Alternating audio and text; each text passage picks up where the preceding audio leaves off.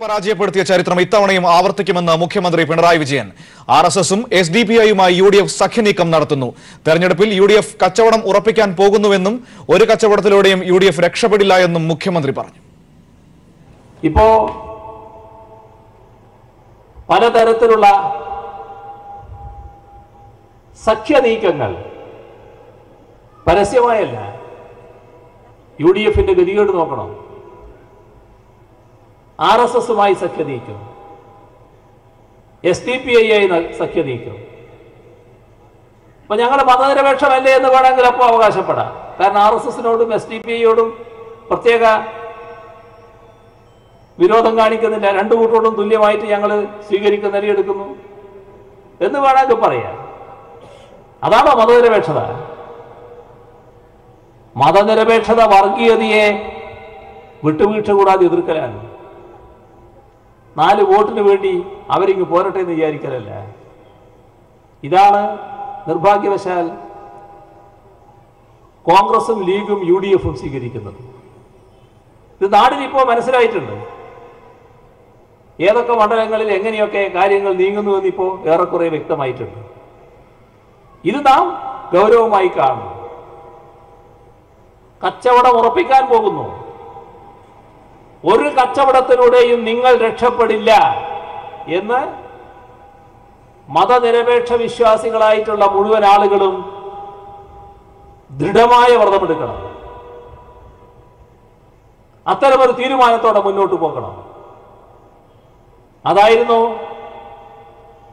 നേരത്തെ ഉണ്ടായ കോലീബി സഖ്യത്തെ പരാജയപ്പെടുത്താൻ ഇടയാക്കിയത്.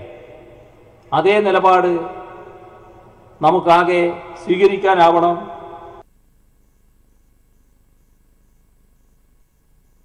ബിജെപി സ്ഥാനാർത്ഥി പട്ടിക ഇന്നുമില്ല. പാർട്ടിയിൽ പൊട്ടിത്തെറിയുടെ സാധ്യതകൾ സജീവമായിരിക്കെയാണ് പ്രഖ്യാപനം നീളുന്നത്.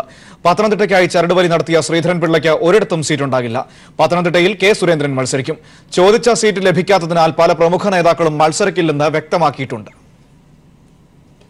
ആർഎസ്എസും ദേശീയ നേതൃത്വവും ഒരുപോലെ കൈയൊഴിഞ്ഞതോടെയാണ് പത്തനംതിട്ടയിൽ മത്സരിക്കാനുള്ള PS ശ്രീധരൻപിള്ളയുടെ മോഹം അവസാനിച്ചത്. NSS പിന്തുണയുണ്ടെന്ന ശ്രീധരൻപിള്ളയുടെ അവകാശവാദം RSS വിലക്കെടുത്തില്ല. ഇതോടെയാണ് കെ സുരേന്ദ്രന് നറുക്കുവീണത്. സംസ്ഥാന അധ്യക്ഷന് ഒരിടത്തും സീറ്റ് നൽകാതെയാകും പ്രഖ്യാപനം. പത്തനംതിട്ട കിട്ടില്ലെന്ന് ഉറപ്പായതോടെ സുരേന്ദ്രനെ വെട്ടാൻ ശ്രീധരൻപിള്ള അൽഫോൺസ് കണ്ണന്താനത്തെ പിന്തുണച്ചെങ്കിലും ആ നീക്കവും പാളി. എറണാകുളത്താകും കണ്ണന്താനം മത്സരിക്കുക.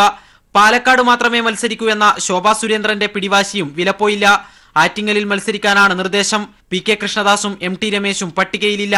മറ്റ് സംസ്ഥാനങ്ങളിലെ പട്ടികയ്ക്കൊപ്പമാണ് കേരളത്തിലെയും സ്ഥാനാർത്ഥികളെ പ്രഖ്യാപിക്കുക. ഗ്രൂപ്പ് താൽപര്യവും വ്യക്തി താൽപര്യവും പരിഗണിച്ച് പട്ടിക സങ്കീർണമാക്കിയത് ശ്രീധരൻപിള്ളയാണെന്ന വിമർശനം ശക്തമാണ്. ഇത് RSS അതൃപ്തിക്കും കാരണമായിട്ടുണ്ട്. തുടർച്ചയായി ഉണ്ടാകുന്ന വീഴ്ചകൾ ശ്രീധരൻപിള്ളയുടെ പടിയിറക്കത്തിനും വഴിയൊരുക്കിയേക്കാം. ഇഷ്ട സീറ്റ് നൽകാത്തതിലെ അമർഷത്തിലാണ് പല നേതാക്കളും. സ്ഥാനാർത്ഥികളെ പ്രഖ്യാപിച്ചാലും സ്ഥാനാർത്ഥി നിർണയത്തിലെ വിവാദങ്ങൾ തെരഞ്ഞെടുപ്പ് പ്രചരണങ്ങളിലും നിഴലിക്കുമെന്നാണ് BJPയുടെ വിലയിരുത്തൽ. News bureau, Delhi. ശബരിമല മുഖ്യ പ്രചാരണ വിഷയമാക്കാൻ RSS തീരുമാനം. കൊച്ചിയിൽ ചേർന്ന സംഘപരിവാർ സംഘടനകളുടെ യോഗത്തിലാണ് തീരുമാനം. പത്തനംതിട്ട സീറ്റിനെ ചൊല്ലി തർക്കമുണ്ടായതിൽ RSS അതൃപ്തി പ്രകടിപ്പിച്ചു. ഉമേഷ് ചേർന്ന വിവരങ്ങളുമായി. ഉമേഷ്, ഇത്തരത്തിൽ ശബരിമല അടക്കമുള്ള കാര്യങ്ങളിൽ ജനങ്ങൾക്കിടയിൽ ഭിന്നതയുണ്ടാക്കുന്ന രീതിയിൽ തെരഞ്ഞെടുപ്പ് പ്രചരണം നടത്തരുത് എന്ന് മുഖ്യ തെരഞ്ഞെടുപ്പ് കമ്മീഷണർ തന്നെ പറയുന്ന ഒരു സാഹചര്യം നമ്മൾ കണ്ടതാണ്. എന്നാൽ ഇതിനൊക്കെ അപ്പുറത്തേക്ക് ശബരിമല മാത്രം പറഞ്ഞുകൊണ്ട് വോട്ട് പിടിക്കുക എന്ന തന്ത്രമാണോ RSS പറയുന്നത്? അതാണോ അവർ നടപ്പിലാക്കാൻ പോകുന്നത് എന്നാണോ മനസ്സിലാക്കേണ്ടത്? അങ്ങനെയാണ്. ഈ തെരഞ്ഞെടുപ്പ് കമ്മീഷന്റെ നിർദ്ദേശം തള്ളിക്കൊണ്ട് മുന്നോട്ട് പോകുന്നു എന്നുള്ളത് തന്നെയാണ് RSS ഇപ്പോൾ എടുത്ത നിലപാടിൽ നിന്ന് വ്യക്തമാകുന്നത്. ശബരിമല മുഖ്യ പ്രചാരണ വിഷയമാക്കാൻ തന്നെയാണ് RSS തീരുമാനിച്ചിരിക്കുന്നത്. കൊച്ചിയിൽ നിന്ന് സംഘപരിവാർ സംഘടനകളുടെ യോഗം ചേർന്നിരുന്നു. അവരുടെ ബൈഠക്ക് ചേർന്നിരുന്നു. അതിൽ BJP നേതാക്കളായ PS ശ്രീധരൻപിള്ള, കുമ്മനം രാജശേഖരൻ അടക്കമുള്ളവരും മറ്റ് സംഘപരിവാർ സംഘടനകൾ, അതായത് VHP, ഹിന്ദു ഐക്യവേദി, BMS ഉൾപ്പെടെയുള്ള തൊഴിലാളി സംഘടനകളടക്കം ഈ ബൈഠക്കിൽ പങ്കെടുക്കുകയുണ്ടായി. ഈ ബൈഠക്കിലാണ് തെരഞ്ഞെടുപ്പ് പ്രധാന ചർച്ചാ വിഷയമായത്. തെരഞ്ഞെടുപ്പിലെ പ്രധാന പ്രചാരണ വിഷയം ശബരിമല തന്നെ ആയിരിക്കണം എന്ന് RSS ഈ യോഗത്തിൽ ഉറപ്പിക്കുകയായിരുന്നു. അതോടൊപ്പം തന്നെ മറ്റ് പ്രധാനപ്പെട്ട ചില കാര്യങ്ങൾ എന്നുള്ളത് ഈ സ്ഥാനാർത്ഥി നിർണയം സംബന്ധിച്ച BJPക്കുള്ളിലെ തർക്കം അത് സംബന്ധിച്ച് വലിയ അതൃപ്തിയാണ് RSS ഈ യോഗത്തിൽ അറിയിക്കുകയുണ്ടായത്. സ്ഥാനാർത്ഥി നിർണയം വൈകുന്നത് ശരിയല്ല, ശരിയായ നടപടിയല്ല, അതിൽ ശക്തമായ അതൃപ്തിയാണ് രേഖപ്പെടുത്തിയത്. പ്രത്യേകിച്ച് പത്തനംതിട്ട സീറ്റിന്റെ കാര്യത്തിലാണ് വലിയ അതൃപ്തി രേഖപ്പെടുത്തിയത്. കാരണം പത്തനംതിട്ടയിൽ നേരത്തെ തന്നെ കെ സുരേന്ദ്രനെയാണ് സ്ഥാനാർത്ഥിയാക്കാൻ നിശ്ചയിച്ചിരുന്നത്.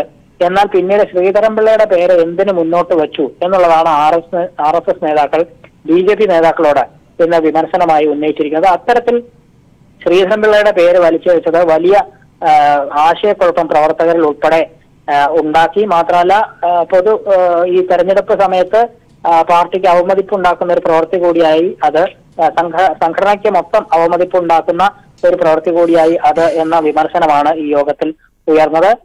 ഇതുകൂടാതെ സോഷ്യൽ മീഡിയയിലെ ഉപയോഗം സംബന്ധിച്ചും ചില വിമർശനങ്ങൾ യോഗത്തിൽ ഉയർന്നു വരികയുണ്ടായി. പ്രത്യേകിച്ച് ഈ പത്തനംതിട്ട സീറ്റിന്റെ കാര്യം സംബന്ധിച്ച് തന്നെ ഒരു ക്യാമ്പയിൻ ഈ സോഷ്യൽ മീഡിയയിൽ നടന്നു വന്നിരുന്നു. അത് come back KS, go back PS. അതായത് കെ സുരേന്ദ്രൻ വരണം, ശ്രീധരൻപിള്ള പോണം എന്ന തരത്തിലുള്ള ഒരു ക്യാമ്പയിൻ ഈ സോഷ്യൽ മീഡിയയിൽ നടന്നിരുന്നു. ഈ ക്യാമ്പയിനിൽ പങ്കെടുത്തത് സാധാരണ അനുഭാവികളാണെങ്കിൽ അവരെ നിയന്ത്രിച്ചില്ലെങ്കിലും കുഴപ്പമില്ലാത്തൊരു സാഹചര്യമാണ്. അനുഭാവികളെ നിയന്ത്രിക്കുന്നതിനും ഒരു പരിമിതിയുണ്ട്. എന്നാൽ പ്രധാനപ്പെട്ട പ്രവർത്തകരടക്കം ഈ ക്യാമ്പയിനിൽ പങ്കാളികളായി അത് വലിയ തോതിലാണ് RSSന്റെ വിമർശനത്തിന് ഇന്ന് കാരണമായത്. അത് ഒട്ടും ശരിയായില്ല എന്ന നിലപാട് തന്നെയാണ്. അത് സംബന്ധിച്ച് ശക്തമായ വാഗ്വാദം ഇന്നത്തെ യോഗത്തിൽ ഉണ്ടായി എന്നുള്ളതാണ് മനസ്സിലാക്കാൻ കഴിയുന്നത്. ഏതായാലും ഈ ഒരു മാസക്കാലം തെരഞ്ഞെടുപ്പിൽ ശ്രദ്ധ കേന്ദ്രീകരിക്കാൻ സംഘപരിവാർ സംഘടനകളോട് ആഹ്വാനം ചെയ്തിരിക്കുകയാണ്. ആ പ്രചാരണത്തിൽ ശബരിമല തന്നെ മുഖ്യ വിഷയമാക്കണം എന്നും യോഗത്തിൽ പൊതുവായി ഇന്ന് അംഗീകരിക്കപ്പെട്ടിരിക്കുകയാണ്.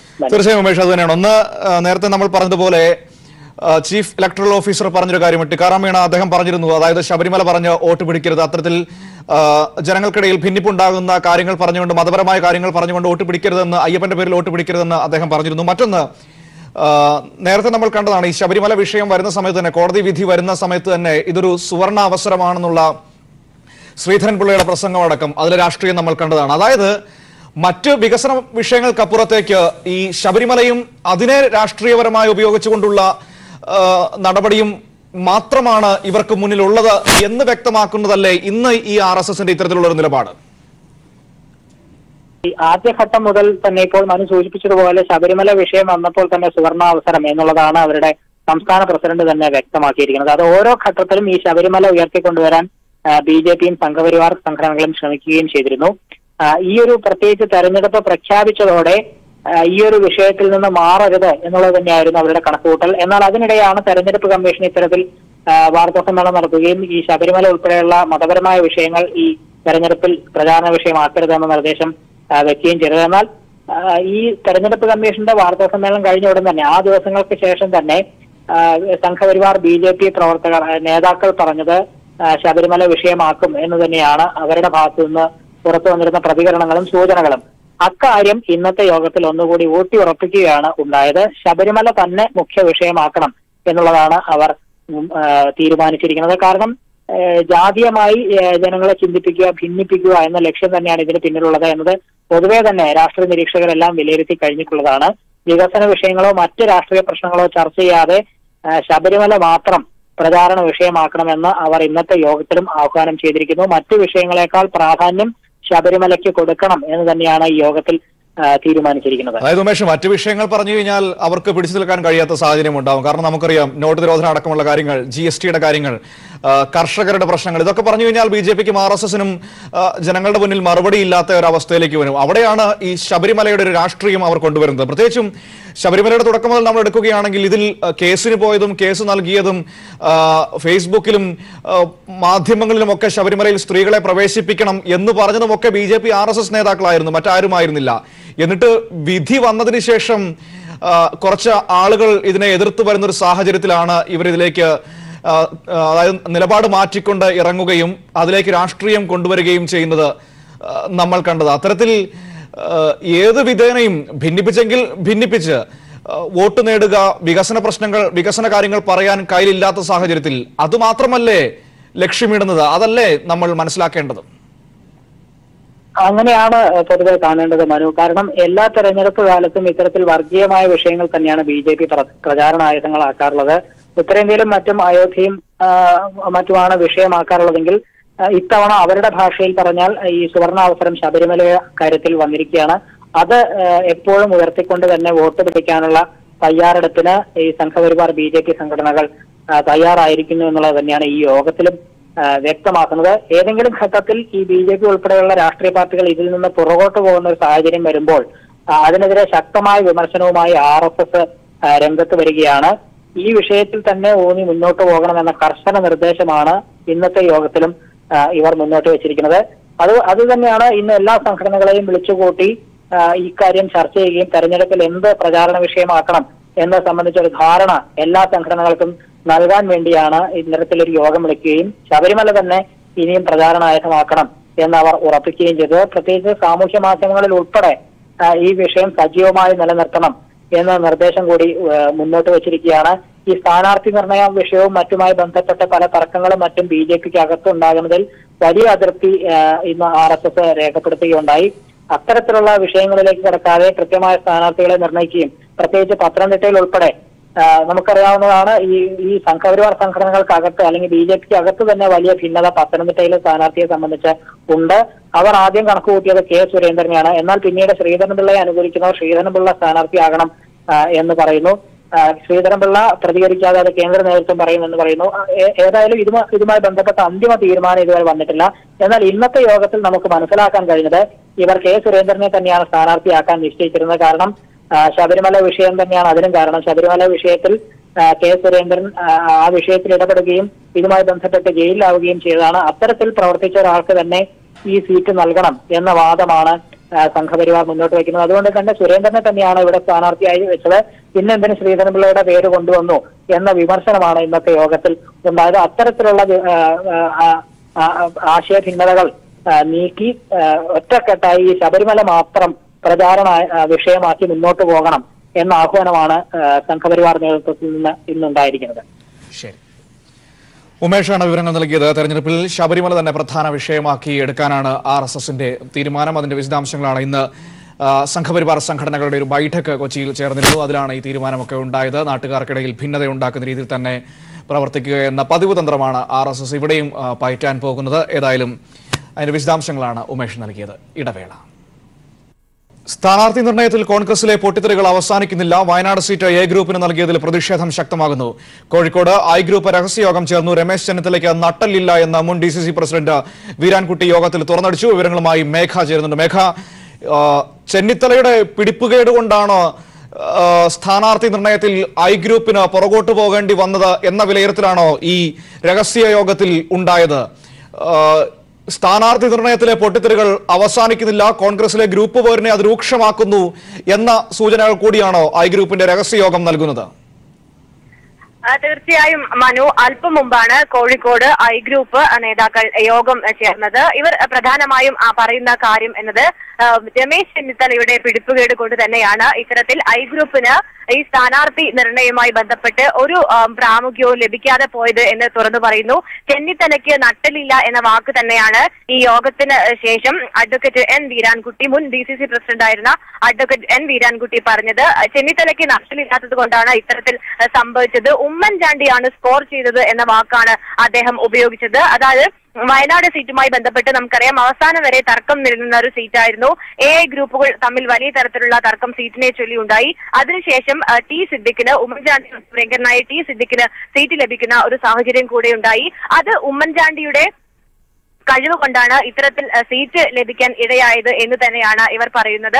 അതുകൊണ്ട് I ഗ്രൂപ്പിന് എല്ലാ തരത്തിലും I ഗ്രൂപ്പ് തഴയപ്പെട്ടു എന്ന് തന്നെ ഇവർ യോഗത്തിൽ ചർച്ച ചെയ്ത ഒരു കാര്യവുമായി ഈ പ്രധാനപ്പെട്ട നേതാക്കളായ N. Subrahmanian, KPCC general secretary N. Subrahmanian, ഒപ്പം തന്നെ KPCC നിർവാഹക സമിതി അംഗം അഡ്വക്കേറ്റ് TM നിയാസ്, ഈ DCC പ്രസിഡന്റ്, മുൻ DCC president advocate N. Veerankutty, ഒപ്പം തന്നെ യൂത്ത് കോൺഗ്രസ് നേതാവായ ആദം മുൻഷി എന്നിവരുടെ നേതൃത്വത്തിലായിരുന്നു യോഗം ചേർന്നത്. ഇവർ മുൻപോട്ട് വെക്കുന്ന ഒരു ആവശ്യം എന്നത് ഇനി DCC പ്രസിഡന്റ് സ്ഥാനം I ഗ്രൂപ്പിന് വേണം എന്ന ഒരു ആവശ്യമാണ് ഇവർ മുൻപോട്ട് വെക്കുന്നത്. ഏതായാലും ഉമ്മൻചാണ്ടിയുടെ കഴിവ് കൊണ്ട് മാത്രമാണ് ഇത്തരത്തിൽ ഒരു സ്ഥാനാർത്ഥി നിർണയവുമായി ബന്ധപ്പെട്ട് വലിയ മേൽക്കോയ്മ A ഗ്രൂപ്പിന് ലഭിച്ചിരിക്കുന്നത്. I ഗ്രൂപ്പ് നേതാക്കൾ ഒന്നുമല്ലാതായി എന്ന കാര്യം കൂടി അവർ പറഞ്ഞു വെക്കുന്നു. ഇനി അവരുടെ ആവശ്യം, I ഗ്രൂപ്പിന്റെ പ്രധാനപ്പെട്ട ആവശ്യം ഈ DCC പ്രസിഡന്റ് സ്ഥാനം വേണമെന്നതാണ്. ഈ അഡ്വക്കേറ്റ് TM നിയാസിനെ DCC പ്രസിഡന്റ് ആക്കണമെന്ന ഒരു ആവശ്യമാണ് ഇവർ മുൻപോട്ട് പങ്കുവെക്കുന്നത്. ഏതായാലും ഈ സ്ഥാനാർത്ഥി നിർണയത്തിന് ശേഷവും കോൺഗ്രസിൽ വലിയ തരത്തിലുള്ള ഗ്രൂപ്പ് വഴക്കുകൾ തുടരുന്നുണ്ട് എന്ന് തന്നെയാണ് ഇത്തരത്തിലുള്ള രഹസ്യയോഗം ചൂണ്ടിക്കാണിക്കുന്നത്. ശരി, മേഘയാണ് വിവരങ്ങൾ നൽകിയത്. അങ്കമാലി അതിരൂപതയിലെ വൈദികരുടെ യോഗം ഇന്ന് വൈകിട്ട് ചേരും. വൈദികരുടെ ആവശ്യപ്രകാരമാണ് അഡ്മിനിസ്ട്രേറ്റർ യോഗം വിളിച്ചത്. സഭയിലെ വ്യാജരേഖാ വിവാദത്തിൽ ബിഷപ്പിനെ പ്രതിയാക്കിയത് ഗൂഢാലോചനയെന്ന വൈദികർ. വിവരങ്ങളുമായി വിഷ്ണു പ്രസാദ് ചേരുന്നുണ്ട്. വിഷ്ണു, ഈ സഭയിലെ ഭൂമി തർക്കത്തിന് ശേഷം തുടർന്ന് വ്യാജരേഖ അടക്കമുള്ള കാര്യങ്ങളിലേക്ക് വരുന്നു ആരോപണങ്ങൾ. ഇതുമായി ബന്ധപ്പെട്ട് സഭയ്ക്കകത്ത് വിവാദം കത്തുകയാണ് എന്നാണോ മനസ്സിലാക്കേണ്ടത്? തീർച്ചയായും ബുധനാഴ്ചയാണ് ഇന്ന് വിളിച്ചു ചേർത്ത യോഗത്തിന് ആധാരമായ സംഭവങ്ങൾ അരങ്ങേറിയത്. ബുധനാഴ്ച ചേർത്തലയിൽ നടന്ന വൈദികരുടെ യോഗത്തിലായിരുന്നു ഇത്തരത്തിൽ ബിഷപ്പിനെ പ്രതിയാക്കിക്കൊണ്ടുള്ള ഈ ഒരു പരാതി അത് ഗൂഢാലോചനയാണെന്നുള്ള തരത്തിലുള്ള ഒരു ആരോപണം ഉയർന്നു വന്നത്. എന്തായാലും ഇത് വൈദികർക്കെതിരെ കേസെടുത്തത് ഖേദകരമെന്ന് മനത്തോടത്ത് ആ യോഗത്തിൽ വെച്ച് പ്രതികരിക്കുകയുണ്ടായി. തുടർന്ന് വൈദികരുടെ വികാരം മാനിച്ചുകൊണ്ട് തന്നെ സ്ഥിരം സിനഡിനെ സ്ഥിതിവിവരങ്ങൾ അറിയിക്കാമെന്ന് പറഞ്ഞാണ് മനത്തോടത്ത് വൈദികരെ ശാന്തരാക്കിയത്. ഇതേ തുടർന്നാണ് ഇന്ന് വൈദിക സമിതി യോഗം ചേരുന്നത്. എന്തായാലും വൈദികരുടെ ആവശ്യപ്രകാരമാണ് രൂപത അഡ്മിനിസ്ട്രേറ്റർ കൂടിയായ മനത്തോടത്ത് വൈദിക സമിതി യോഗം വിളിച്ചു ചേർത്തിട്ടുള്ളത്. എന്തായാലും പരാതിക്കാരനെ പുറത്താക്കണം എന്ന ആവശ്യമാണ് ഇപ്പോൾ വൈദിക സമിതി അല്ലെങ്കിൽ വൈദിക സമിതി സിനഡ് യോഗത്തിലേക്ക് ഈ വൈദികർ ആവശ്യപ്പെട്ടിട്ടുള്ളത്. കർദിനാൾ ആലഞ്ചേരിക്കെതിരെ കഴിഞ്ഞ ഫെബ്രുവരി 25-നായിരുന്നു ജോബി മാപ്രാക്കാവിലിന്റെ എന്ന വൈദികൻ പരാതി നൽകിയത്. എറണാകുളം അങ്കമാലി അതിരൂപത അപ്പോസ്തോലിക് അഡ്മിനിസ്ട്രേറ്റർ ആയിട്ടുള്ള ജേക്കബ് മനത്തോടത്ത് രണ്ടാം പ്രതിയായിരുന്നു ആദ്യഘട്ടത്തിൽ പ്രതിപട്ടിക FIR രജിസ്റ്റർ ചെയ്തിട്ടുണ്ടായിരുന്നത്. എന്നാൽ ഫാദർ പോൾ തേലക്കാട്ട് മാത്രം പ്രതിയായിരുന്നു എന്ന് ചൂണ്ടിക്കാണിക്കുകയും തുടർന്ന് രണ്ടാം പ്രതിയായി ജേക്കബ് മനത്തോടത്തിനെ ചേർക്കുകയുമായിരുന്നു. എന്തായാലും ഇപ്പോൾ കൺട്രോൾ റൂം ACP KP വിദ്യാധരനാണ് ഈ കേസ് അന്വേഷിക്കുന്നത്. എന്തായാലും ഇപ്പോൾ സഭയ്ക്കുള്ളിൽ കഴിഞ്ഞ കുറച്ച് ദിവസങ്ങളായി രൂപപ്പെട്ടുകൊണ്ടിരുന്ന ആ ഒരു മീറിപ്പുകയലുകളെല്ലാം തന്നെ ഇന്നത്തെ ഈ ഒരു വൈദിക സമിതി യോഗത്തിലൂടെ ഒരു പരിഹാരമാകും അല്ലെങ്കിൽ ഒരു തീരുമാനത്തിലേക്ക് എത്തും എന്ന് തന്നെ വേണം കരുതാൻ. നമുക്കറിയാവുന്നത് പോലെ തന്നെ കഴിഞ്ഞ ഈ ആലഞ്ചേരിയുടേതെന്ന് പറഞ്ഞ് ലഭിച്ച ചില ബാങ്ക് രേഖകൾ ഇത് ഫാദർ പോൾ തേലക്കാട്ടിനെ ചില വൈദികർ ചേർന്ന് ഏൽപ്പിക്കുകയായിരുന്നു. എന്നാൽ ഇതിന്റെ ആധികാരികതയിൽ സംശയം തോന്നിയ തേലക്കാട് ഇത് അന്വേഷണത്തിനായി അതിരൂപത അഡ്മിനിസ്ട്രേറ്റർ ജേക്കബ് മനത്തോടത്തിന് കൈമാറുകയായിരുന്നു. എന്നാൽ ഈ രേഖകൾ വ്യാജമാണെന്ന് സിനഡിൽ മനത്തോടത്തിന് മുൻപാകെ ആലഞ്ചേരി വ്യക്തമാക്കി. ഇതേ തുടർന്നാണ് ഇപ്പോൾ ഈ ഒരു പരാതി നൽകിയിട്ടുണ്ടായിരുന്നത്. അതായത് സെന്റ് തോമസ് മൗണ്ടിൽ വെച്ചാണ് ഈ രേഖകൾ കൈമാറിയത് എന്നതുകൊണ്ട് തന്നെ തൃക്കാക്കര പോലീസാണ് ഇപ്പോൾ ഈ ഒരു കേസ് ആദ്യ ഘട്ടത്തിൽ രജിസ്റ്റർ ചെയ്തിട്ടുണ്ടായിരുന്നത്. എന്തായാലും ഇപ്പോൾ ഈ കഴിഞ്ഞ ബുധനാഴ്ച ചേർത്തലയിൽ നടന്ന വൈദികരുടെ യോഗത്തിൽ വെച്ചാണ് ഇത്തരത്തിൽ ഒരു പരാതിയിലേക്ക് അല്ലെങ്കിൽ ഇന്ന് ചേരുന്ന സിനഡ് ചേരാനുണ്ടായ സാഹചര്യം ഉണ്ടായത്. ആയാലും ഇന്ന് നടക്കുന്ന വൈദിക സമിതി യോഗത്തിൽ തന്നെ ഇത്തരത്തിൽ വലിയൊരു പൊട്ടിത്തെറിക്കുള്ള സാധ്യതയും എല്ലാം തന്നെ കാണുന്നുണ്ട്. എന്തായാലും സുപ്രധാനമായ വഴിത്തിരിവുകൾ ഇന്ന് നടക്കുന്ന വൈദിക സമിതി യോഗത്തിൽ ഉണ്ടാകും എന്ന് തന്നെ വേണം കരുതാൻ. മനു, വിഷ്ണുവാണ് കൊച്ചിയിൽ നിന്നും വിവരങ്ങൾ നൽകിയത്. ഇടവേള. പാലക്കാട് ചെർപ്പുളശ്ശേരിയിൽ പെൺകുട്ടി പീഡനത്തിന് ഇരയായ സംഭവത്തിൽ പാർട്ടിക്കെതിരായ ആരോപണങ്ങൾ അടിസ്ഥാനരഹിതമാണെന്ന് CPIM നേതൃത്വം. പാർട്ടി ഓഫീസിൽ വെച്ച് പെൺകുട്ടി പീഡനത്തിന് ഇരയായെന്ന ആരോപണം തെറ്റാണെന്നും ആരോപണ വിധേയനായ യുവാവിന് പാർട്ടിയുമായി ഒരു തരത്തിലുള്ള ബന്ധവുമില്ലെന്നും CPIM നേതൃത്വം വ്യക്തമാക്കി. DYFI നേതാവാണ് യുവാവെന്ന തരത്തിൽ വ്യാജ വാർത്ത നൽകിയ മാധ്യമങ്ങൾക്കെതിരെ നിയമ നടപടി സ്വീകരിക്കുമെന്ന് DYFI ജില്ലാ കമ്മിറ്റി അറിയിച്ചു. ചെർപ്പുളശ്ശേരിയിൽ പെൺകുട്ടി പീഡനത്തിനിരയായ സംഭവത്തിൽ നടക്കുന്ന വ്യാജ പ്രചാരണങ്ങൾക്കെതിരെയാണ് CPM നേതൃത്വം വിശദീകരണവുമായി രംഗത്ത് വന്നത്. പാർട്ടി ഓഫീസിനകത്ത് വെച്ച് പെൺകുട്ടി പീഡനത്തിനിരയായെന്ന ആരോപണം അടിസ്ഥാനരഹിതമാണെന്നും ആരോപണ വിധേയനായ യുവാവിന് CPIM-മായി ഒരു തരത്തിലുള്ള ബന്ധവുമില്ലെന്നും CPIM Cherpulassery area secretary KB Subhash പറഞ്ഞു. രാവിലെ 8 മണി മുതൽ വൈകുന്നേരം ഒരു 11 മണി വരെ ധാരാളം ആളുകൾ വന്നുപോയിക്കൊണ്ടിരിക്കുന്ന ഒരു സ്ഥലമാണ്. അപ്പോൾ അത്തരം ഒരു സ്ഥലത്ത് രാവിലെ 11 മണിക്ക് ഇങ്ങനൊരു സംഭവം നടന്നു എന്ന് പറഞ്ഞാൽ അത് വിശ്വാസയോഗ്യമല്ല. ഇത്തരത്തിലൊരു ആക്ഷേപം എങ്ങനെയാണ് ഉണ്ടായത് എന്നത് സംബന്ധിച്ച് ഞങ്ങൾ അന്വേഷിച്ചുകൊണ്ടിരിക്കുകയാണ്. ആരോപണ വിധേയനായ യുവാവ് ഈ പാർട്ടിയായി ഒരു ബന്ധമില്ലാത്ത ആളാണ്. CPM-മായി ഒരു തരത്തിലുള്ള ബന്ധവും അയാളെ സംബന്ധിച്ചില്ല. പെൺകുട്ടിയെ പീഡിപ്പിച്ചത് DYFI നേതാവാണെന്ന തരത്തിൽ വ്യാജവാർത്ത നൽകിയ മാധ്യമങ്ങൾക്കെതിരെ നിയമ നടപടി സ്വീകരിക്കുമെന്ന് DYFI ജില്ലാ സെക്രട്ടറി K പ്രേംകുമാറും വ്യക്തമാക്കി. DYFIയുടെ പ്രാഥമിക അംഗത്വം പോലുമില്ലാത്ത ഒരു ചെറുപ്പക്കാരനെ DYFIയുടെ പ്രവർത്തകനാണ് എന്ന് പറഞ്ഞ് ജനങ്ങൾക്കിടയിൽ പ്രചരിപ്പിച്ച് ഈ പ്രസ്ഥാനത്തെയും അതിലൂടെ കേരളീയ സമൂഹത്തിൽ DYFIക്ക് ഉണ്ടായിട്ടുള്ള സൽപ്പേരിന് കളങ്കം ചാർത്താനുമുള്ള നീക്കമാണ് ഇപ്പോൾ നടത്തിക്കൊണ്ടിരിക്കുന്നത്. ഇതിനെതിരായിട്ടുള്ള നിയമ നടപടി ഡിവൈഎഫ്ഐ സ്വീകരിക്കും. കഴിഞ്ഞ ദിവസമാണ് മങ്കരയ്ക്കടുത്ത് മണ്ണൂരിൽ നവജാത ശിശുവിനെ ഉപേക്ഷിക്കപ്പെട്ട നിലയിൽ കണ്ടെത്തിയത്. നാട്ടുകാർ കുട്ടിയെ ആശുപത്രിയിൽ എത്തിച്ചു. തുടർന്ന് പോലീസ് നടത്തിയ അന്വേഷണത്തിൽ പെൺകുട്ടിയെ കണ്ടെത്തി മൊഴി രേഖപ്പെടുത്തിയപ്പോഴാണ് പീഡിപ്പിക്കപ്പെട്ടതായി പരാതി നൽകിയത്. സംഭവത്തിൽ മങ്കര പോലീസ് കേസെടുത്ത് അന്വേഷണം ആരംഭിച്ചിട്ടുണ്ട്. News bureau, Palakkad.